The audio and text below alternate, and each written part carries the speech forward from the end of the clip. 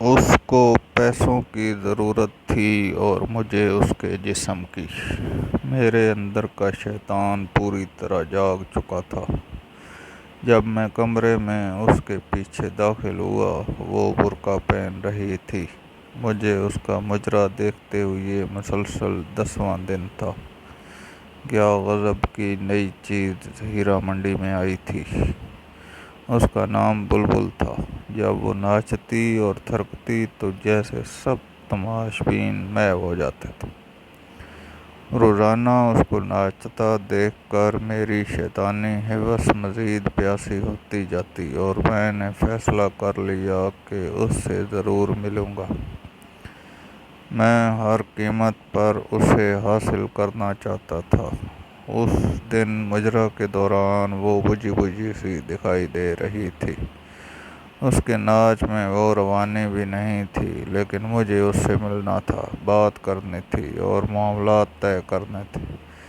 ماجرے کے اختتام پہ جب سب تماشبین چلے گئے تو میں بھی اٹھا اور وہ کوٹھے کی بالکنی میں اپنی نائکا کے ساتھ کسی بات پر الجھ رہی تھی۔ دروازہ کے تھوڑا سا قریب ہوا تو میں نے سنا کہ وہ اس سے رو رو کر کچھ مزید رقم کا مطالبہ کر رہی تھی، مگر نائکا اس کو دھتکار رہی تھی اور آخر میں غصے میں وہ بلبل کو اگلے دن وقت پہ آنے کا کہہ کر وہاں سے بڑبڑاتی ہوئی نکل گئی۔ بلبل کو پیسوں کی اشد ضرورت ہے، یہ جان کر میرے اندر خوشی کی ایک لہر دوڑ گئی۔ چہرے پر شیطانی مسکراہٹ پھیل گئی کہ وہ ضرورت پوری کر کے میں اس کے ساتھ جو چاہے کر سکتا ہوں۔ میں اس کی جانب بڑھا، اس کا چہرہ دوسری طرف تھا اور وہ برقع پہن رہی تھی۔ پاس جا کر جب میں نے اسے پکارا تو وہ میری طرف مڑی۔ اس کا چہرہ آنسوؤں سے تر اور برف کی مانند ایسے سفید تھا جیسے کسی نے اس کا سارا خون نچوڑ لیا ہو۔ اس کی یہ حالت دیکھ کر میں چکرا سا گیا اور اس سے پوچھا کہ کیا ہوا ہے، وہ ایسے کیوں رو رہی ہے؟ میری طرف دیکھتے ہوئے وہ چند لمحے خاموش رہی اور میرے دوبارہ پوچھنے پر گھٹی گھٹی آواز میں بولی، ماں مر گئی۔ کیا؟ جب مجھے اس کی سمجھ نہیں آئی تو وہ بے اختیار روتے ہوئے دوبارہ بولی، آج میری ماں مر گئی ہے۔ اس جواب سے جیسے میرے منہ کو تالا لگ گیا۔ میری شیطانی ہوس جس کو پورا کرنے کے لیے میں اس کی جانب آیا تھا، مجھ سے میلوں دور بھاگ گئی تھی۔ تو تم یہاں کیا کر رہی ہو؟ میں نے غصے اور حیرت سے اس سے پوچھا۔ کفن دفن کے پیسے نہیں ہیں میرے پاس، اس لیے میں ماجرا کرنے آئی تھی، مگر نائکا آج پیسے ہی نہیں دے رہی تھی۔ کہتی ہے بہت مندی ہے، تماشبین کوٹھے پر نہیں آتے، جو آتے ہیں وہ پہلے کی طرح کچھ لٹاتے نہیں ہیں۔ وہ کہہ رہی ہے کہ ایدی والوں سے اپنی ماں کے کفن دفن کا انتظام کروا لو۔ اتنا کہہ کے وہ برقع پہن کر کوٹھے سے باہر نکل آئی۔ میں بھی اس کے پیچھے چل پڑا۔ میں تمہاری ماں کے کفن دفن کا بندوبست کرتا ہوں۔ وہ چند لمحے مجھے مشکوک نظروں سے دیکھتی رہی اور پھر خاموشی سے میرے ساتھ بیٹھ گئی۔ گاڑی ٹکسالی سے باہر نکالتے ہوئے میں نے بلبل سے اس کے گھر کا پتہ پوچھا۔ وہ علاقہ میرے لیے نیا نہیں تھا، کئی بار میں وہاں سے گزرا ہوا تھا۔ میں نے گاڑی اس طرف موڑ دی۔ سارا راستہ وہ خاموشی سے روتی رہی۔ میرے پاس اس کو تسلی دینے کے لیے الفاظ بھی نہیں تھے۔ کچھ دیر میں ہم بلبل کے گھر پہنچ گئے۔ یہ چھوٹا سا ایک کمرے کا گھر تھا۔ صحن کے بیچ میں چارپائی پر اس کی ماں کی لاش ایک گدلے کمبل میں لپیٹی پڑی تھی۔ صحن میں بلب کی پیلی روشنی وہاں بسنے والوں اور گھر کی حالت چیخ چیخ کر عیاں کر رہی تھی۔ چارپائی کے پاس دو بوڑھی عورتیں بیٹھی تھیں۔ ایک کی گود میں 7-8 ماہ کا بڑا گول مٹول اور پیارا سا بچہ کھیل رہا تھا، आधी रात होने को आई थी। जैसे ही बुलबुल घर में दाखिल हुई, वो बूढ़ी औरतें बच्चा उसे सौंपते और देर आने से की वजह से नाराज़गी का इज़हार करते हुए वहाँ से रुखसत हो गई। बुलबुल बच्चे को लेकर कमरे की तरफ गई। बच्चा बहुत बेकरार था और फिर वो उसकी छाती से लिपट गया, जैसे सुबह से भूखा हो। क्या ये बच्चा बुलबुल का है? ये एक नया इंकशाफ था कि बुलबुल शादीशुदा भी है। चंद लम्हों बाद वो कमरे से बाहर आई, मुझे यूं ही खड़ा देखकर फिर कमरे में गई और एक पुरानी कुर्सी उठा लाई। सेठ जी, माजरत, मेरे घर में आपको बिठाने के लिए कोई चीज़ नहीं है।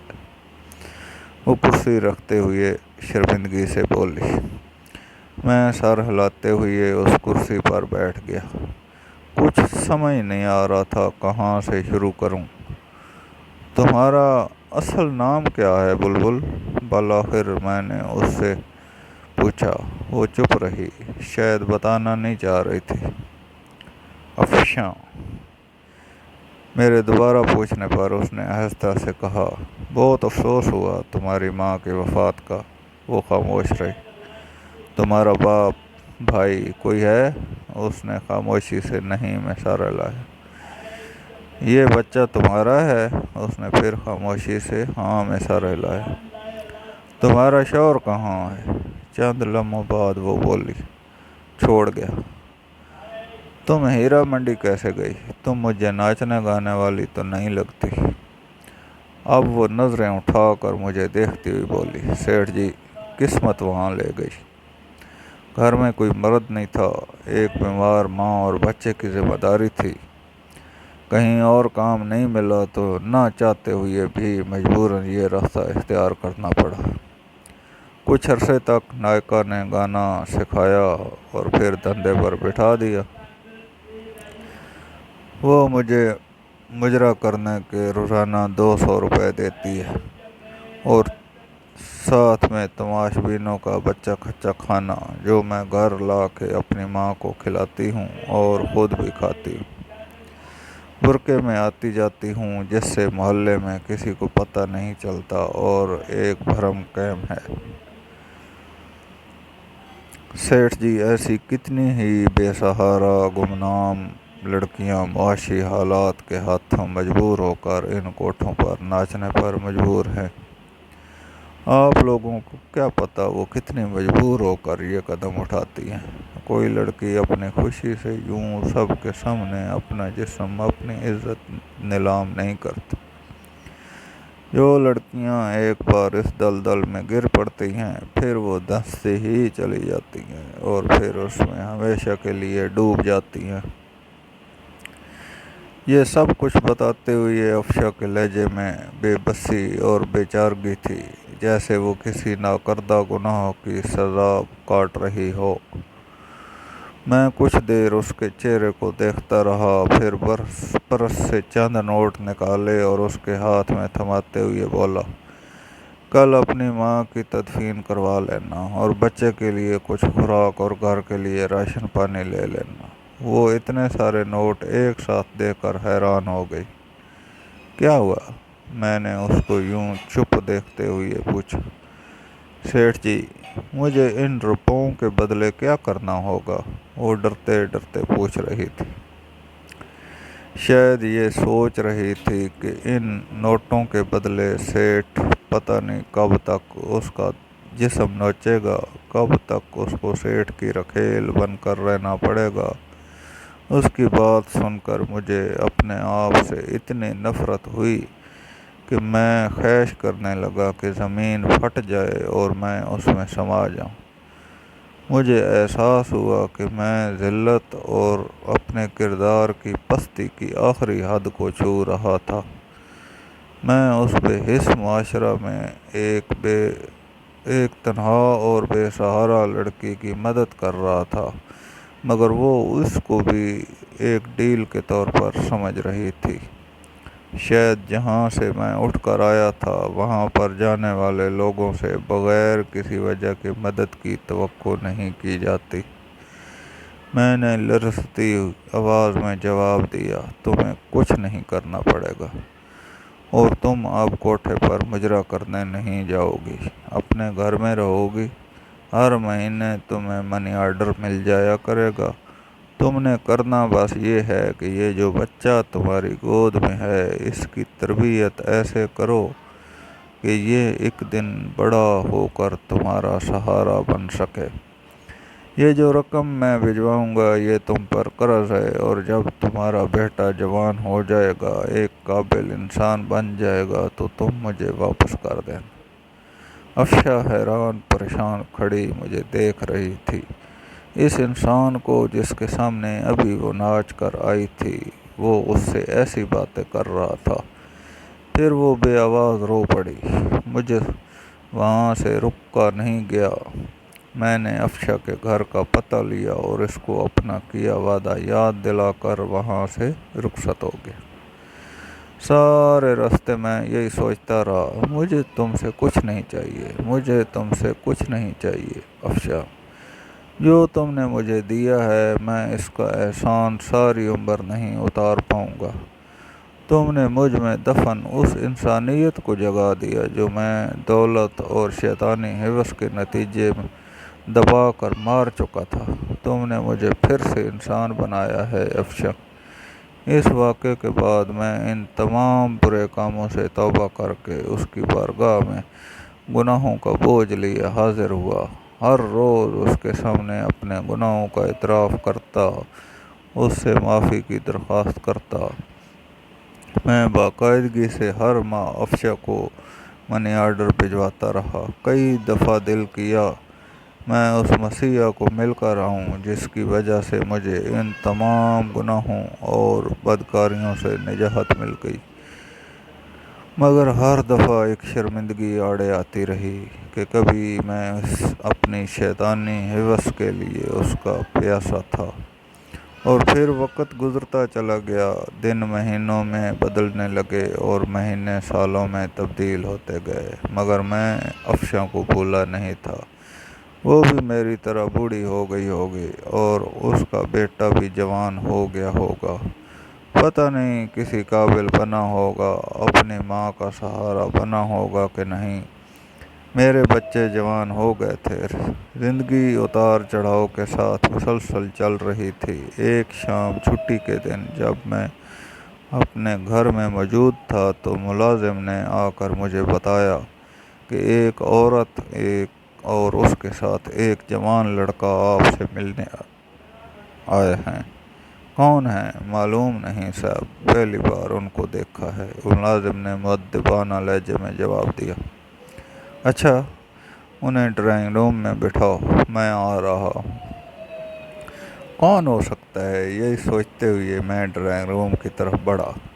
ایک عورت پر نور چہرہ کے ساتھ سفید بڑی چادر میں خود کو چھپائے ہوئے ہاتھ میں ایک پرانی سی ڈائری لیے کھڑی تھی، اور اس کے ساتھ اچھے کپڑوں میں ملبوس ایک بڑا ہینڈسم نوجوان کھڑا تھا۔ اس لڑکے کو میں جانتا تھا، وہ ہمارے علاقے کا نیا ڈی ایس پی ایمن تھا۔ سلام سیٹھ جی، میں افشا ہوں اور یہ میرا بیٹا ایمن۔ یوں ہی اس نے افشا کا نام لیا، میرے ذہن میں اس کا ماضی کا چہرہ گھوم گیا، اور پھر مجھے پہچاننے میں دیر نہیں لگی کہ وہ افشا تھی۔ آپ مجھے پہچان گئے نا؟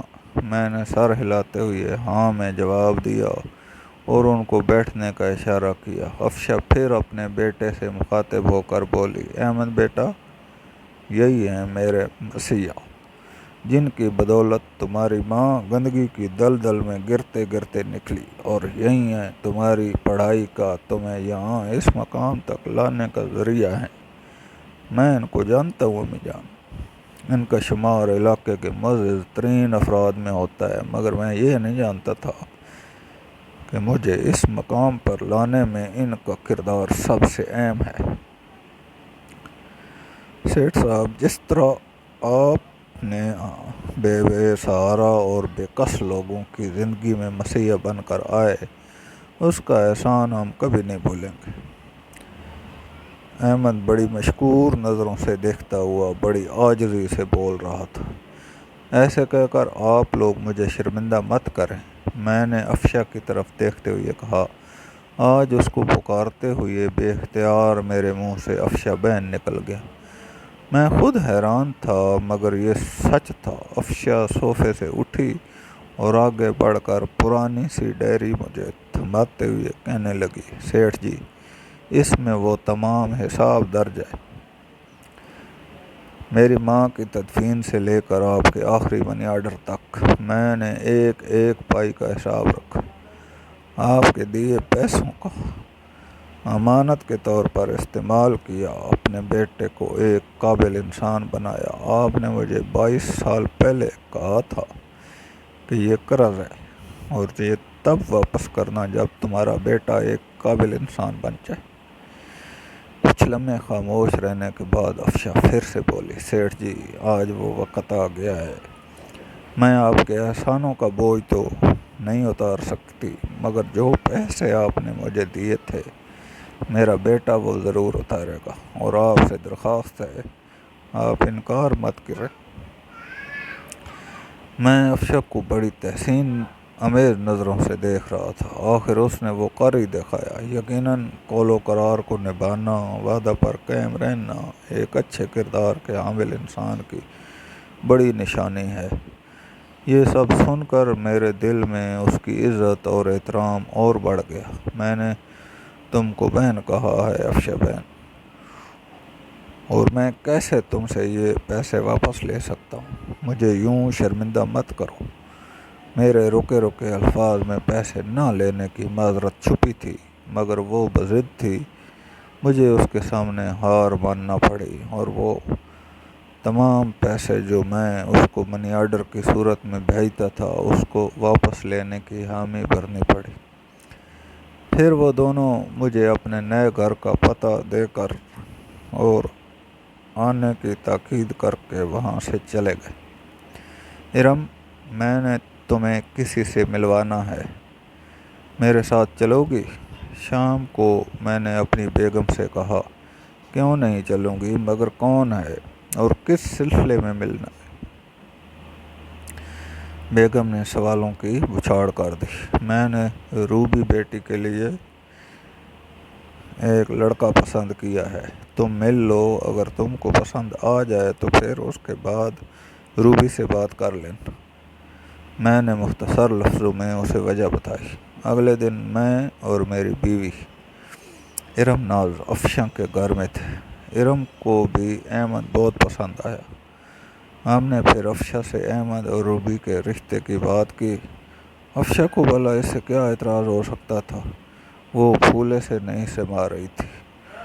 اور یوں میری بیٹی کا رشتہ افشا کے بیٹے احمد سے طے ہو گیا۔